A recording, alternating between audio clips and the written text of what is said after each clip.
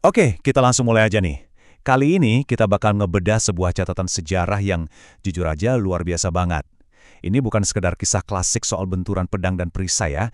Ini adalah narasi gila yang ngebahas strategi militer supermasif, intrik perang psikologis yang bikin merinding, dan ujung-ujungnya bermuara pada sebuah tindakan pemaafan yang benar-benar di luar nalar.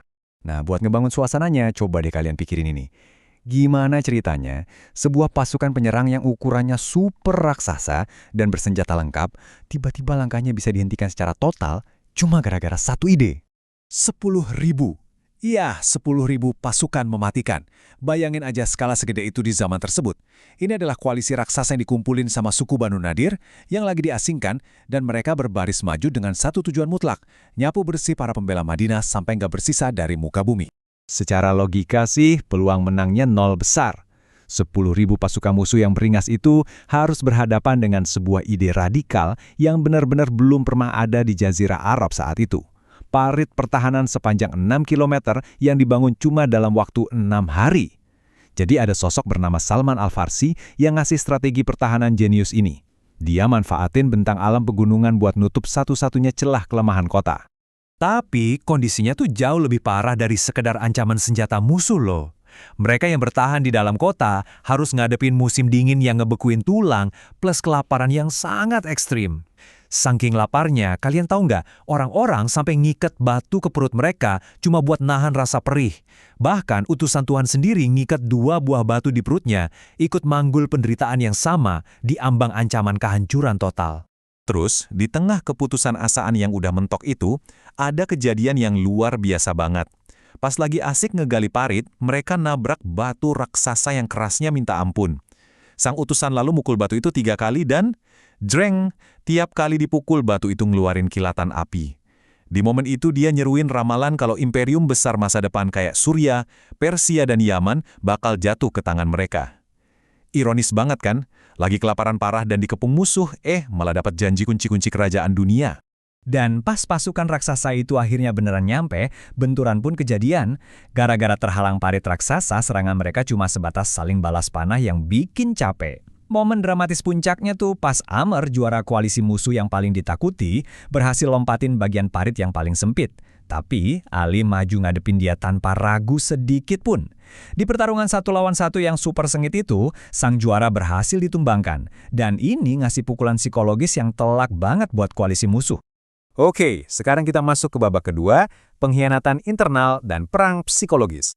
Karena ternyata ancaman aslinya itu bukan cuma dari luar. Bayangin kalian lagi fokus nahan musuh di depan parit, tiba-tiba suku Banu Quraiza yang ada di bagian selatan Madinah mutusin buat ngelanggar perjanjian damai mereka dan malah beraliansi sama musuh. Rasanya pasti sesak banget. Musuh raksasa ada di depan mata, sementara pengkhianatan dan panah mematikan ngintai tepat di punggung mereka, di dalam rumah mereka sendiri. Di momen yang udah di ujung tanduk inilah, Nu'aim ibn Mas'ud ngelakuin aksi spionase tingkat tinggi. Secara diam-diam, dia memeluk Islam, terus mainin strategi psikologis yang brilian buat ngancurin aliansi lawan tanpa perlu ngangkat pedang sama sekali. Jadi, Nu'aim ini ngomporin Banu Quraiza buat minta sandera dari kaum Quraisy. Terus dia balik badan dan ngasih tahu Quraisy kalau permintaan sandera itu tuh sebenarnya jebakan. Taktik adu domba ini sukses besar mancing rasa saling curiga yang akhirnya menghancurkan musuh dari dalam.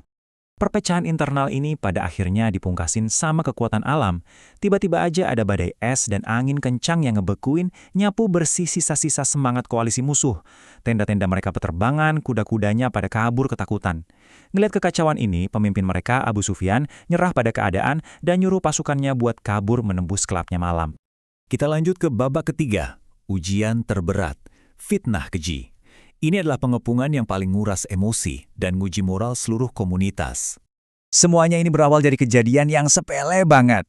Aisyah tertinggal dari rombongan gara-gara nyari kalungnya yang hilang, terus dia diantar pulang sama seorang sahabat bernama Safwan.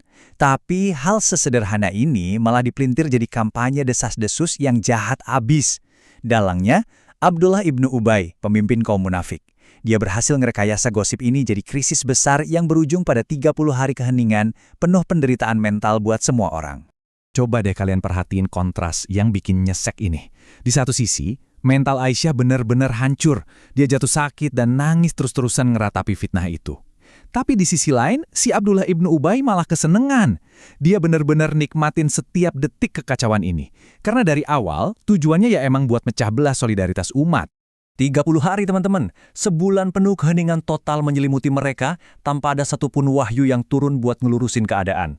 Semua orang benar-benar ditekan sampai ke batas emosional absolut mereka. Jadi, pertanyaannya, gimana akhirnya kebenaran ini bisa terungkap? Pada akhirnya, jawaban yang ditunggu-tunggu itu pun datang. Sebuah wahyu ilahi turun yang nggak cuma ngebersihin nama Aisyah 100%, tapi juga netapin garis batas hukum yang super tegas.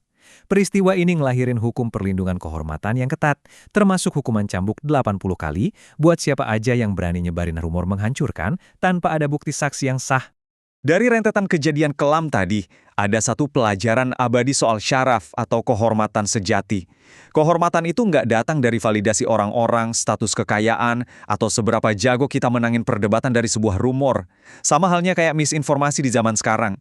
Kemuliaan sejati itu justru dinilai murni dari kesabaran, karakter, dan ketakwaan kita pas lagi dihantam badai fitnah. Dan sekarang kita masuk ke bagian terakhir, belas kasih bagi sang musuh. Konklusi yang menakjubkan soal nasib musuh internal terbesar mereka. Coba kita ingat-ingat lagi rekam jejak pria ini. Abdullah ibnu Ubay itu dalang dari banyak banget pengkhianatan selama hidupnya. Mulai dari desersi bawa lari 300 pasukannya di Perang Uhud, main belakang sama musuh pas lagi dikepung, sampai nyebarin fitnah keji ke keluarga sang utusan sendiri. Simpan fakta kejahatan ini baik-baik di kepala kalian, biar kerasa betapa absurdnya kejadian yang berikutnya ini. Karena pas sang pengkhianat terbesar ini meninggal dunia, apa yang terjadi benar-benar di luar dugaan. Alih-alih dihina atau disyukurin kematiannya, dia malah dikasih kemeja pribadi sang nabi sendiri buat dijadiin kain kafan. Bahkan, dan ini yang paling mengejutkan, sang nabi memimpin langsung sholat jenazahnya. Sebuah tindakan belas kasih ekstrim yang benar-benar melampaui batas logika kemarahan manusia biasa. Terus, apa sih hasil dari belas kasih murni yang nyaris nggak masuk akal itu? Sekitar 1.000 orang yang lihat langsung kebesaran hati dan pemaafan tersebut, hatinya seketika luluh dan mutusin buat langsung memeluk agama tersebut dengan tulus. Dendam seumur hidup hancur lebur cuma dengan satu tindakan belas kasih. Ini ninggalin kita sama satu pemikiran akhir yang benar-benar kuat. Bahwa seringkali, senjata terhebat buat menaklukkan lawan itu bukanlah pedang, panah, atau amarah, melainkan kesabaran dan pemaafan yang luar biasa. Kalau kemenangan sejati dan abadi bisa dimenangkan lewat jalan belas kasih, kira-kira pertempuran internal apa sih di dalam hidup kita sendiri saat ini yang mungkin bisa kita menangkan dengan cara yang sama?